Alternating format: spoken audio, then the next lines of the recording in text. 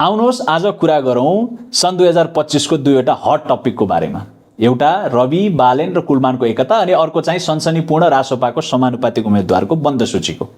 अब प्रश्न फेरि मैतिर तेर्सेला, आफै रासोपाको कार्यकर्ता भएर के नाटक हो यो?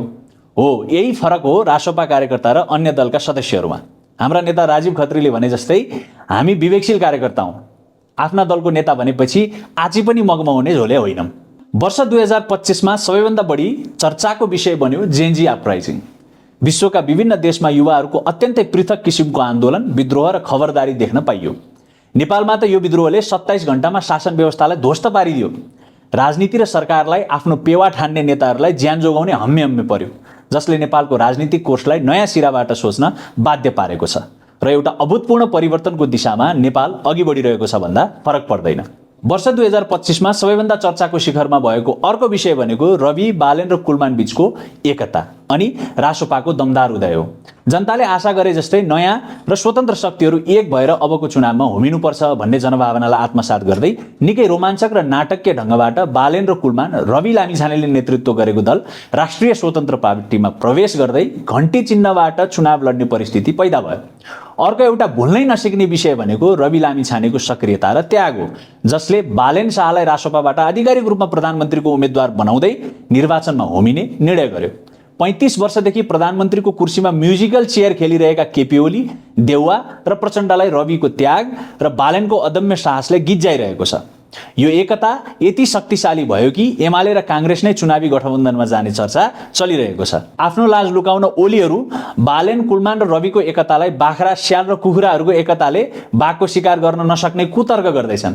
ओलीलाई प्रश्न, आफूले आफूलाई बाघ ठान्ने तपाईहरू भदौ 24 मा मियाउ गर्दै दुलो पसेको चाहिँ किन? अब कुरा गरौँ रासोपाको। रवि बालेन र कुलमानको एकता जुन दिन भयो त्यही दिन अर्थात् पौष 14 गते निर्वाचन आयोगमा समानुपातिक उम्मेद्वारको बन्द सूची बुझाउने अन्तिम दिन थियो।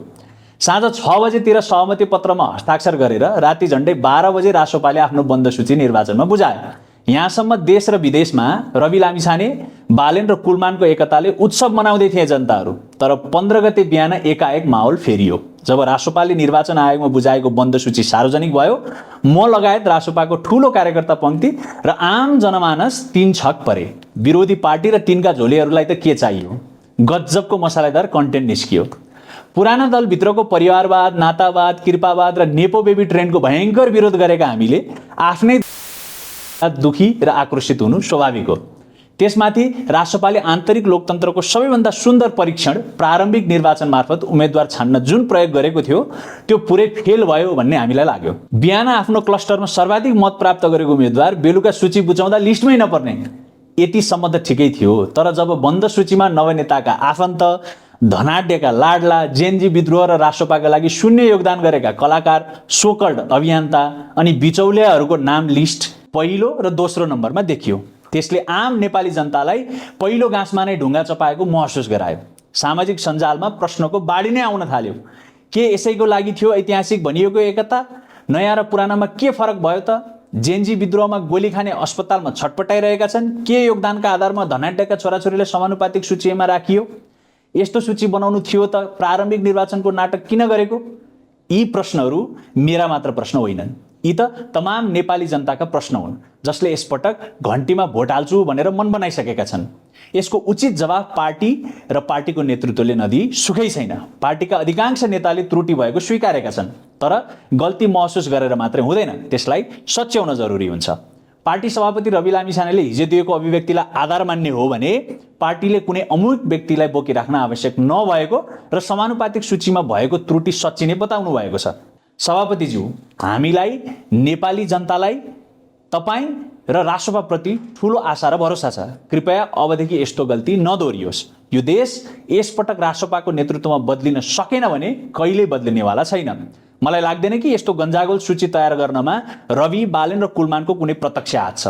यति कुरा स्पष्ट छ कि हाम्रा नेताका वरिपरि भएका मान्छे पनि ओली, देउवा र प्रचण्डकै सचिवालयमा जस्तो भयो भने नेताले होइन, आसेपासेमा रहेका अवसरवादीहरूले पार्टी सिद्ध्याउन धेरै बेर लाग्दैन। एउटा अर्को सुझाव पनि दिन चाहन्छु, त्यो चाहिँ हाम्रो उपसभापति कुलमान घिसिङज्यूलाई। पहिले तुरुन्तै मन्त्रीबाट राजीनामा दिनुहोस्। अब तपाईँ रासोपाको नेता भइसक्नुभयो। यो निष्पक्ष चुनाव गराउनकै लागि गठन भएको नागरिक सरकारमा तपाईँ अब मन्त्री भइरहने कुरा नैतिकता र प्राविधिक दुवै हिसाबले गलत छ। अब पार्टीलाई जिताउने अभियानमा लाग्नुहोस्। चुनाव सुशीला कार्कीज्यूले नै गराउनुहुन्छ। यता फेरि यही मौका छोपेर महेश बस्नेत जस्ता ढोङ्गीहरू रासोपाको सत्तो सराप गर्न थालिसके। तर एमाले र काङ्ग्रेसले राम्रोसँग बुझ्न जरुरी छ कि हामी र तपाईँहरूमा निकै फरक छ। हामी गलतलाई गलत र सहीलाई सही भन्छौँ र कमजोरी महसुस गरेर सच्चिन्छौँ पनि। तर तपाईँहरू आफू बाहेक अरू कोहीलाई पनि सही देख्नुहुन्न। आफूले नरसंहार मचाउँदा पनि गलत नदेख्ने तपाईँहरूको आँखामा दम्ब र अहङ्कारको फुलो परिसकेको छ। हो, हाम्रो समानुपातिक सूचीमा फोहोरका केही बाछिट्टा लागेकै छन् र त्यो हामी गनाउनुभन्दा अगाडि नै सफा गर्नेछौँ। तर तपाईँहरूको सूची त गोबरको थुप्रो नै छ, छेउछाउ पनि जान सकिन्न। अपराध, कुकर्म, भ्रष्टाचार, अनैतिकता, नातावाद, कृपावाद डुङ ती गनाइरहेको छ। अरूको आँगमा जुम्रा पनि देख्ने, आफ्नो आँगमा मुर्रा रागो किन नदेखेको होला? तपाईँहरू हाम्रो गल्ती औँल्याइदिनुहोस्, हामी धन्यवाद नै दिन्छौँ। गल्ती भएको ठाउँमा सुधार पनि गर्छौँ, तर यसैलाई प्रोपोगन्डाको हतियार बनाएर आफ्नो रोटी सेक्ने प्रयत्न नगर्नुहोला, किनकि जनताले कुहिएको सिनो र चोट लागेको फल छुट्याउन सक्छन् र छुट्याउँछन् पनि।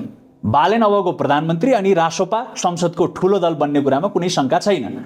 आँट छ भने मैदानमा आउनुहोस्, हामी तयार छौँ।